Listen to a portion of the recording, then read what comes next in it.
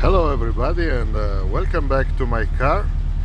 And today we are going to look at something that it's often asked by new buys in the VW world, and it is how the heating works on an air-cooled Beetle.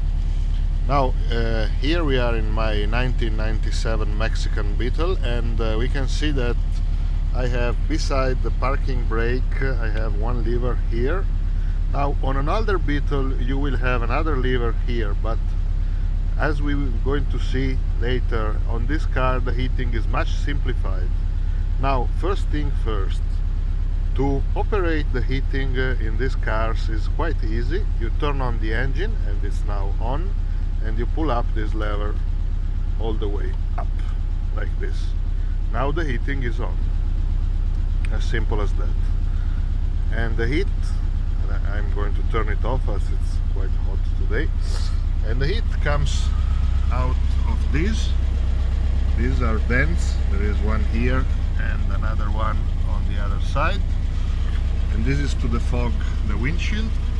And then for your feet you have this vent here. You operate it with this lever, open and closed, and this directs air to your feet, and there is another one on the other side, of course. Now I told you before that on older model there is another lever here, and that's to operate the rear footwell outlets, air outlets. But this kind of car, these Mexican Beetles, late Mexican Beetles, didn't have this heating for the rear feet because it was not deemed necessary, and it added complication. Now this is how you operate the heat, but I still have to tell you how the heat does work in the real world. Now, to understand how the heat works on a Beetle, we have to get off the car. Sorry, a bit of a tight space, and we have to go back to the engine. Now, as in every other car, the source of heat for the heating of the Beetle is the engine.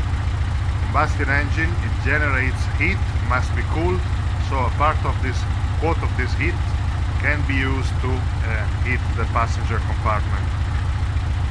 Now, as you probably know, and if you don't know, I invite you to educate yourself, the classic Beetle's engine is air-cooled.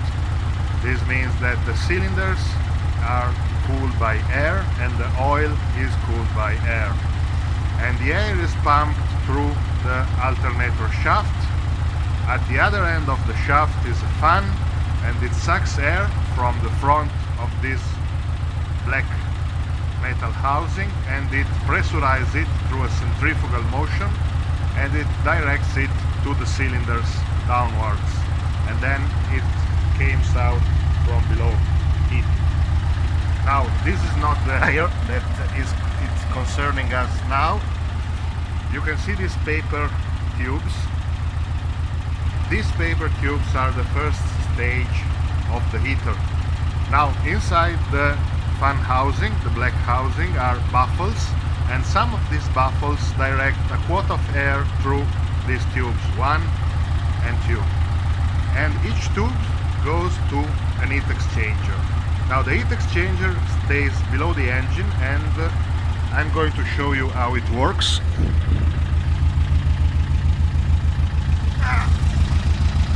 Now here we are below the engine. Now you can see the heat exchanger with this box here and the smallest box over there.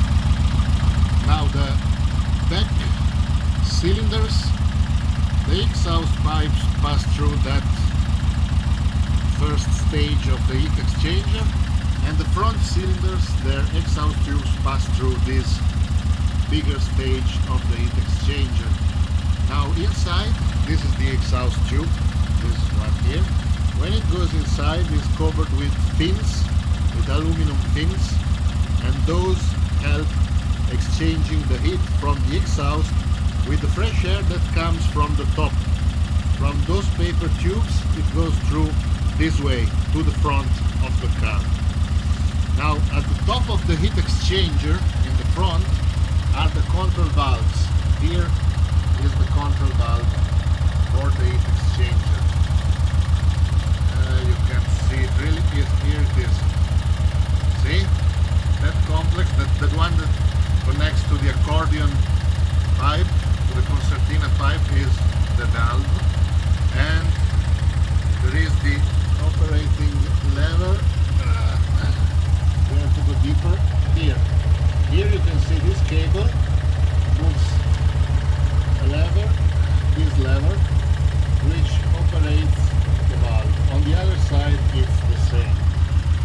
Now when this valve is open, it will direct air through this hose, and when it's closed it will discharge the air in the atmosphere on the outside. So the heat exchangers work as cooling, as part of the cooling system, even with when your heating is not on inside of the car. Now the concertina piece connects to a distribution piece which is inside the cabin below the rear seat, and we are not going to see that because it's too complicated to access with one hand on the phone, but I will explain you verbally and hopefully you will be able to understand.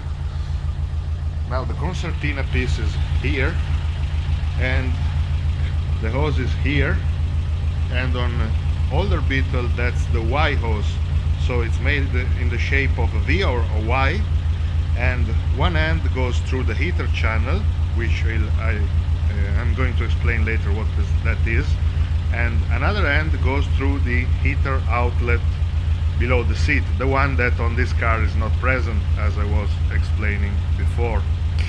Now the heater channel is, well, really I can show you that.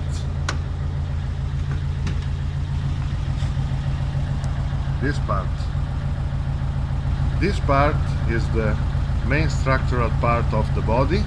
You know that the Beetle has a body that goes on a platform frame, and they collaborate to give the car its structural integrity. And this part is a boxed section. It goes through all the way from the back of the body to the front, and inside there is a hose or a pipe, and that is the proper heater hose. And in the front you can see the heating vent for the feet, the front heating vent, as I told you before, and then the air goes up to those vents at the corner of the windshield, as I explained you before. Now we are going to look at the interior of the trunk to see where the air comes up. I've opened the trunk and we are looking at it. Here we are. Now here you can see the black hose, the concertina shape, also this one, and this comes from below and it attaches to the heater channel, to the end of the heater channel, to the front end, and goes up and brings the air to the corner vents. Now, as you can see, there's nothing else inside the Mexican Beetle concerning HVAC. On older late models, sorry for the wordplay, you will find here the heater box, because they have the fresh air ventilation system. You can see in the hood there is still the space for the vents, but the vents are not present because on these models they were not pressed in, because they added complication and source of possible rust. You can see there is a rust proofing inside the cavity, and you would have here a three-way piece going through the heater box to the center vents and to the corner vents. Now on this car you just have the corner vents. It's very much simplified. And finally,